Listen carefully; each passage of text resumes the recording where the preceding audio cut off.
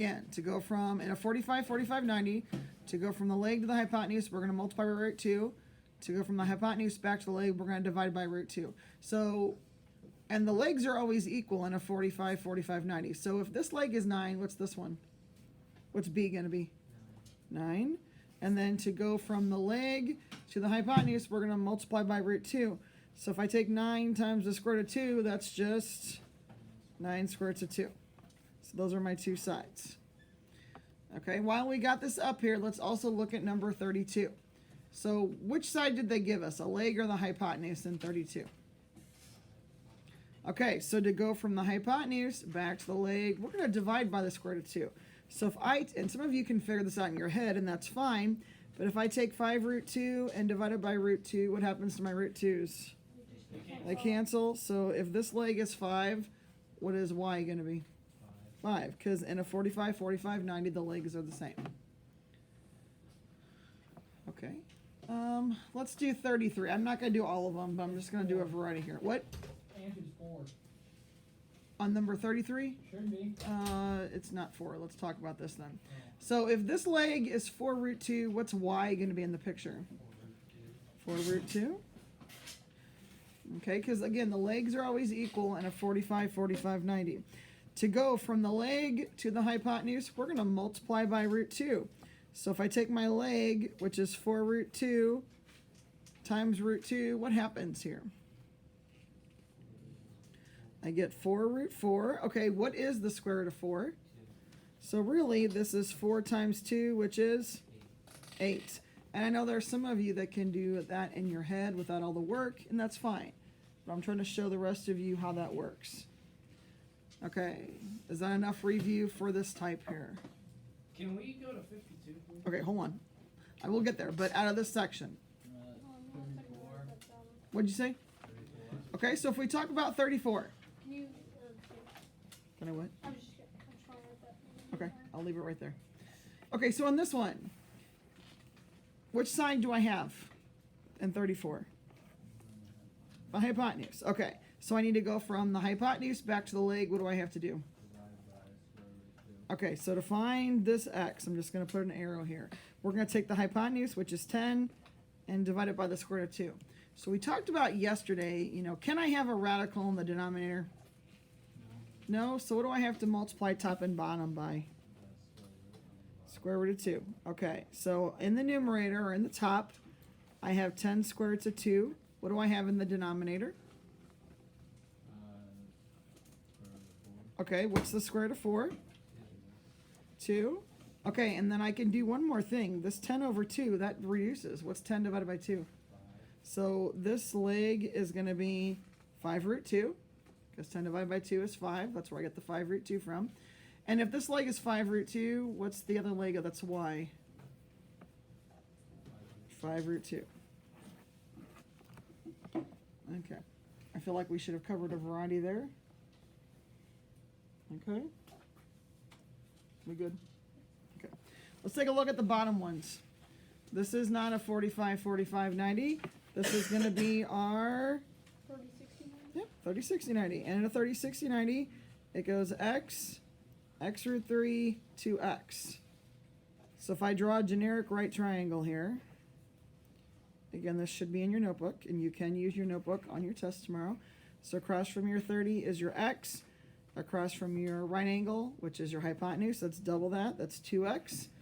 And across from your 60, it's your shorter leg times the square root of 3. So again, in your notebook, you should have something like shorter leg to what, longer leg? I think I had it written like this in your notebook. You're going to multiply by the square root of 3. If you're going to go vice versa, backwards, if you're going from the longer leg back to the shorter leg, you're going to divide by the square root of 3.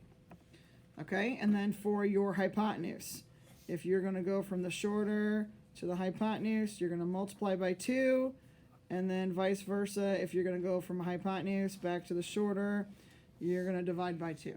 So this is your generic rules for your 30, 60, 90. So if I look at number 37, which of the three sides do we know? The shorter leg, the longer leg, or the hypotenuse? the shorter leg. The reason I know that, because in a triangle, the angles always add up to 360. So 90 and 60 make 150, so my missing angle here is 30. The shorter leg is always across from the smallest angle, which in this case is 30. So if this is 4, how do I find the hypotenuse? So to go from shorter to hypotenuse, I have to multiply 2. So what's 4 times 2? 8. And then to find the longer leg, which is this one here. To go from shorter leg to longer leg, I multiply by root 3. So if I take 4 times the square root of 3, I'm left with, 4 square roots of 3. Okay, so while I got this on the screen here, let's take a look at 39.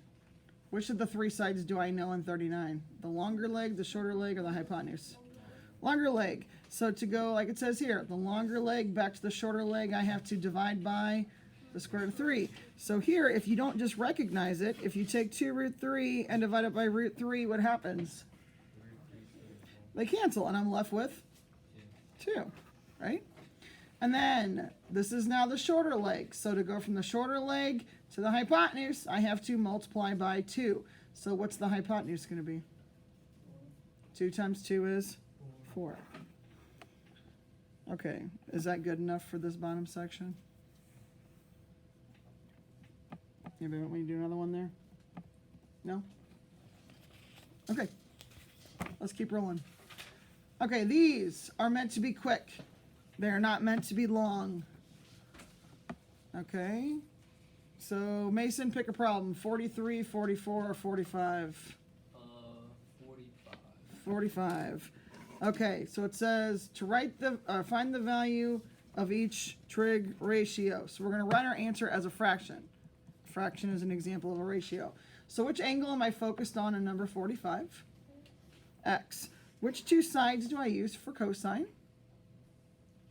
Adjacent.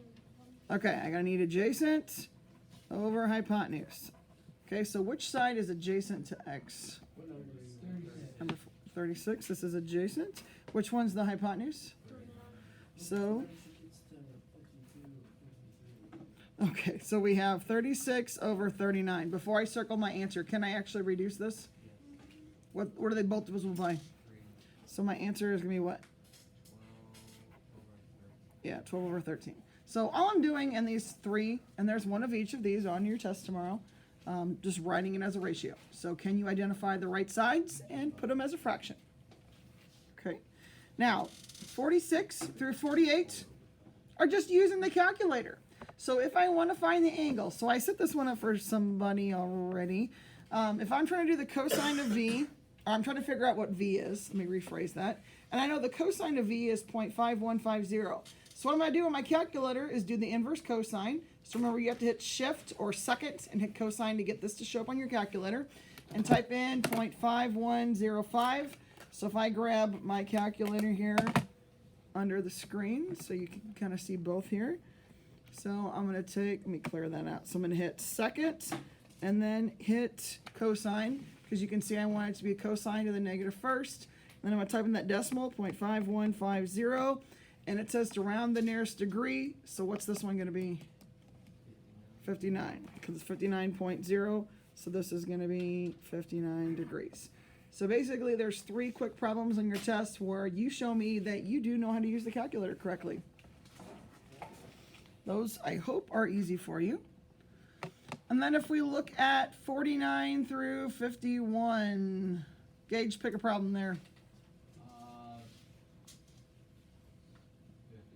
50. So if I want to do the sine of 36, again, it's just my calculator. So I'm going to click sine, and then I'm going to type in 36. And how many places do I want to keep here? 4. So I'm going to put 0.587. Should that last number be a 7, or should I run that up to an 8? 8, because I look to the right of it, I see an 8. It's 5 or bigger, so it's going to go up. So 0.5878. Again, those are on your test tomorrow. 3 easy questions. Do you know how to use your calculator? Okay, next, I want to take a look at 52 or 53. So, Ethan, pick a problem, 52 or 53. 53. 53. Notice the directions say to use your knowledge of Pythagorean triples to answer the problem below. Okay, so if it says cosine, what kind of triangle am I focused on? If I'm using a right triangle, remember sine, cosine, tangent, deal with right triangles. Okay, so do you want B, it doesn't matter here, but do you want B to be the angle on the right or the angle at the top? Doesn't matter. Pick one. Angle on the right. Angle on the right. Okay, so it says the cosine of B is 5 over 12, or 5 over 13. Which two sides do we use for cosine? Hypotenuse and adjacent. Okay, so which one's which in this fraction? Hypotenuse is the long side, so it's going to be 13. Okay, so this is my hypotenuse, so that's going to be 13 here. And then which side is the 5 supposed to be then? Bottom side. 5 is the adjacent, which to B would be the bottom one. Now, again, it says to use our knowledge of Pythagorean triples. Do we have a triple with a 5 and a 13 in it? Yeah. It goes 5, 12, 13. So that means my missing side here is 12. Okay, and then last it says to find the tangent of B. Which two sides in general do we use for tangent? Opposite and adjacent. Okay, so if this is my angle, which of the three sides is opposite? 12. And the adjacent is 5. So my answer would just be 12 over 5. Oh, that's easy. Okay. Questions on that? So I'm not going to do all 52 here, but do we have a triple with a 3 and a 5 in it? Yeah, so yeah, my answer there is, you're right, is 4 over 5. Okay, questions on this? Okay, moving on. 45, 54, 55. Okay, so Joe, pick a problem. I need help on. I'm done with it. Okay, Joe, pick a problem here. Oh, 55. 55. Okay, so it says find the measure of the indicated angle to the nearest degree. You must show the trig equation to receive full credit. So basically, I want to see which trig ratio you're using. So the angle in the picture, the acute angle that I'm trying to find is the question mark. So let's call this x. So which two sides do I know something about? Which side is the 4? Opposite, because it's across from it. Which side is the 15? So if I think about SOHCAHTOA, which trig ratio uses opposite and adjacent? So I'm going to say the tangent of x equals opposite goes on top, so 4 over 15. Okay, do you remember how we just talked about it a little bit ago? How do I find the angle? What do I have to do? I'm going to do the inverse tangent. So I'm going to hit second tangent. And in parentheses, I'm going to type in 4 over 15. So second tangent, so you can see on my screen there. And we said 4 over 15. So if I'm going to round this to the nearest degree, what would I say? 14 or 15? 15.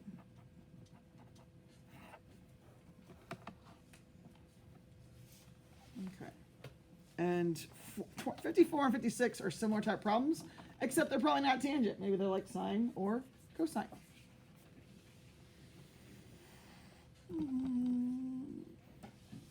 Okay, Lucas, pick one out of 57 through 62 for me, please. 60. Okay. So this direction, say to find the missing side, round to the nearest 10th. Okay, so if I look at 60 here, the acute angle that I know something about is the 66-degree angle. So which side is the 16? Opposite, adjacent, or hypotenuse? Adjacent. Which side is my x? So which trig ratio uses adjacent and hypotenuse? So I'm going to say the cosine of 66, that equals the adjacent, which is 16, over the hypotenuse, which is x. So now we're going to take our calculator, and we're going to write the cosine of 66 as a decimal. So if I hit cosine of 66, you can see on my screen here, it's 0.4067, right? So here I'm going to write 0.4067 equals 16 over x. So if I'm going to continue to solve this, what do I have to put my decimal over? 1. And then I do cross products to solve. So I'm going to have 0.4067x equals, the other way I get 16. So to finish solving it, I'm going to divide both sides by that decimal. 4067. So if I take 16 and divide it by 0.4067, right? What am I going to say my answer is? 39.3.